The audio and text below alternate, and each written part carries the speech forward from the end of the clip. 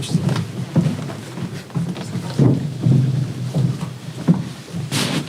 Gates is going to start with an opening statement before looking at any questions for all three. Well, first, happy holidays to everybody. Definitely not the outcome we wanted. I believe Illinois is a Final Four team. Questions? Dennis, Brad just said he was hoping you guys would press them because he thinks they handled that really well. Coming in, were you concerned about their ability to get out and run? Well, the thing was field goals, field goal percentage. The pressure, if that was the case, we ended up forcing them into 10 turnovers for the game. Majority of those came in the second half. But when you shoot the field goal percentage that they shot in that first half, it'll give you confidence. They were 7 for 19 from three, and they shot 18 free throws, and they converted on 12 of them. We shot 5 free throws, converted on 3. We were 1 for 17 from the three-point line. The same shots that we've made, I'll tell us guys to still shoot the same shots. So they did a good job. Again, I think they are a Final Four team. Coach, 1 of 17 from 3 in the first half. Was that the kind of the catalyst for why you guys fell behind so much at the first half? No, that's a good team we played. The top 10 in America, I think at the end of the day, like I said, that team is a non-traditional basketball team, and they've done a great job of playing and filling in the gaps as they've navigated ways to put their size on the court. Terrence Shannon is a potential first-team All-American, in addition to Naismith Player of the Year candidate. And when you have those type of stats to back it up, you have a good team. And I'm not taking anything away from them at all. But we're not going to ever win a game shooting 5 free throws in the first half and then shooting 1 for 17 from 3. Dennis, is there anything in particular to be learned from tonight's game yet, or you don't know till the season unfolds more what you get from tonight? Yeah, I'll have to watch the film, but when you're playing a top 10 team in America, you have to come away with a near-perfect game in certain areas percentage-wise, and I thought we did that. We were able in that half to have 6 points off turnovers. They had 0 points off our turnovers. We were able to have 14 points in the paint to their 16. We were able to have 4 second chance points to their 4. We were able to have 3 fast break points to their 8. We were able to have 5 bench points to their 3. They shot 20 free throws in the first half. A very physical team shot close to 20 free throws in the first half, and that generated their momentum. So if you see the ball go in 13, 14, 15, 16 extra times, that gives you confidence, especially when you're not shooting a certain percentage. Our team, we were able to shoot points in the paint and only 3 free throws. We saw the ball go in a minimized way, and I credit their defense, but I also credit their ability to get to the foul line. Their size for every position is at a very good pace. That's why I think that team is a Final Four team. They have skill all over the court. They have guys that can play in versatile ways, and these guys are battle-tested. They are battle-tested. You look at their experience. Most of them have played close to 100 games already. And, just the shooting percentage in that first half put us behind. And it came from the free throw line. It didn't come from any other stat. Although they were hot from the three-point line, the deviation came from the free throw line for them in the second half, in the first half, I mean. When you say Illinois is a non-traditional basketball team, Yeah. their size mixed with their... I'll tell you what that team is. I grew up watching Illinois. Remember when they had Bardo, Kendall Gill, all those guys across the line? That team is similar to that when you look at skill and size for position and the ability to have moving parts. They didn't shoot the ball that hot in a half, I don't think, this entire season. And you guys probably know that. Hawkins, he made some tough threes. I thought Quincy made some unbelievable threes. He averaged 8 points and ended up going for 28. They were trying to get him 30 on that last part, which is awesome for him to try to accomplish that. But they were trying to get him going, and he was able to knock down some shots. He made 5 threes. Sean, understanding that they shot the ball well, what do you guys feel like you need to improve defensively? The game plan was to come out and try to get the ball out of Terrence Shannon's hands, and he made the right plays. So hats off to him. He made the extra plays, and they knocked down shots. But I mean, we gotta limit our transition points. They got a lot of transition points, so we gotta get back on defense. That's where we can improve at. Coach, it was Trent's first night as a starter. What was kind of the thought process heading into this game? And then Trent, how did you feel about your first performance? Well, Trent earned that spot. Congratulations to him. And I thought he played well, 5 for 9 from the field, 1 from 4 from the 3. I thought he had 2 wide open threes to start the game that didn't fall for him that I'm sure he wants back. He did a decent job on the boards, had 4 rebounds in 20 minutes. And finished with 12 points and 2 steals. So I thought he had a solid performance. Definitely looking forward to the growth that he'll have for the remainder of the season. I think I played really well going out there in my first game starting. I think just going into the game, I was just looking to play physical, play hard, and I went out there, did that. Went out there, got some rebounds, 4 rebounds, and then I think offense just came for me. Dennis, what do you tell your team, in the locker room after this one, in order to grow from this game and not deflate after a game? Well, I look at it from this standpoint. It's an opportunity to gain lessons, and these lessons are coming from teams that will definitely be in the top, let's say, 1, 2, 3, 4 seeds. That's who we've lost to. I think Jackson State is an NCAA tournament team as well. We just hadn't, this non-conference, been able to take advantage of playing ranked opponents and coming away with the win. I truly believe that we have been going in the right direction. I'm not going to rip things apart or make these guys feel like something's wrong with them. It's a long season, and ultimately you want your guys to be able to come away, especially during this break, with a reflective mindset, meaning what you can do better in this stage as we start to embark on the SEC schedule.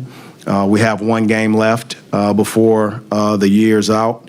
And ultimately, we'll just regroup, and as a staff, we'll sort of, from my standpoint, I usually spend this time of reflecting on the entire season thus far, do a self-scout, and I'll come away with some really good answers to us moving forward and the adjustments we need to make. As you mentioned, the strength of the opponents that Yeah. played over a lot of the season, but how close do you think this team is, as you get closer to conference play, how close do you think this team is to being an NC tournament? We're very, very close. Very close. We're very close, and I'm excited about our trending because I think we're trending in the right direction. It's probably things that is not seen with the naked eye from the outside looking in, but from internal perspective, I see the pieces, I see the growth, I see guys trending in the right direction, and we hadn't played a great game this year. You guys think Minnesota win was a good game? No, we didn't play a great game this whole season where you have all your parts sort of, clicking. Tonight's game is an example of it. We shot 74 field goals. We didn't turn the ball over, so it wasn't those situations, wasn't self-inflicted. It was the lack of getting to the free throw line. One of our best players, Noah Carter, missed some bunnies inside. Our three-point shooters, I will tell these guys to shoot the same exact shots because they were wide open. Just on the 3-point shots there, I think of the 17 in the first half, Yeah. 13 in the Dublin hands that are below 30% Yeah. this season. Is that game planning? Is that execution? Just what? In terms of the threes that we missed? Yes. So we were 1 for 17 in the first half. We ended the game 6 for 27. So that means we were 5 for 10 in the second half. Is that what that means? Right? 5 for 10? It's just a tell of two halves. When you look at it, we had the right shots going up in the first half. I think when you see Connor Vanover, who's consistently has made shots throughout his career, they were wide open. You can't draw up an even better play for those wide open threes. And nothing taken away from our opponent. They played great. That's a Final Four team. I believe they will win the Big Ten. That's how I feel. That team is remnants of the team where I mentioned Kendall Gill and those guys in the early 90s, late 80s. That is a good basketball team we just faced. The balance of it is this.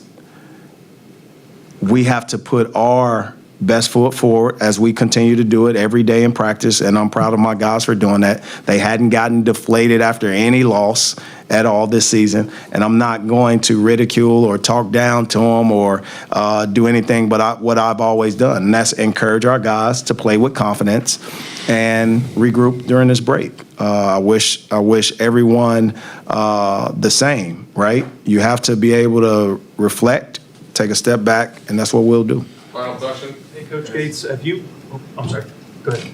Two questions, Jason. The last couple of games, given up over 90 points defensively. What do you see that needs to change there? Free throw line. I wish we can call our own fouls. I wish we can. I wish we can. I mean, I think that would be a cool rule in a new age of college basketball as we continue to kind of navigate things. Coaches get about 5 of their own fouls they can call, each coach, and you run out of them. And I think that will help us negate some runs. But, you know, these guys did a great job. They did a great job. They made some tough shots, some tough and ones. Our and ones rolled out when we got fouled. I thought the one situation that was kind of clear was I don't think Shannon even saw the rim, but he came down, leaned forward, drew the foul, and sort of just threw it up and it went in. We did the same thing. We didn't draw the foul. That's where I wish I could use a foul call. You know, hit the buzzer on the table, foul. I think that would be a cool rule, but you know, we were able to get some physical baskets, but we wasn't able to come away with the foul and the and one. I think Trent had the only one. 2. You had 2 of them? 2 and ones? You had 2 of them? Show them muscles, man. 2 and ones. I was just going to ask, as you look at, you know, you said reflect during this break, when it comes to opportunities, minutes, when do you start, or do you start playing in youth and experience that can be gained versus, you know, guys who are younger, freshmen, sophomores, guys who have a lot of eligibility left? You know, the best thing about college basketball and the best thing about our young guys is that they know they are not going to get anything, and they'll continue to earn everything that they get. I think that's the testament of any leadership position. You want your guys to get it the right way, and I'll never look at it from that perspective that you just explained, because I want my guys to earn everything, every second, because that's what the real world is. When this ball stops bouncing, they're going to have to earn a check. They're going to have to do things on time. They're going to have to always be held accountable. They're going to have to continue to mature. And guess what? Curveballs are coming. Curveballs are coming. And they're going to have to address those curveballs in a emotionally intellectual way. They can't pout. They are not going to be able to ask their parents, AAU coach or a high school coach, because they're not on the job with them. They're not in these places or in these journeys that present some difficulty. These guys have earned everything, and Sean East is a prime example. He didn't pout based off last year. He earned everything that he got, and he's playing unbelievable basketball because on the other side of hard work has been his reward of his play. He's been playing tremendous basketball, so has the other guys. They're continuing to get better, and it's for a reason, because they've been held accountable and they've not been given anything, and they've earned every single thing, every single minute that they've gotten. So that's how we'll approach this entire season.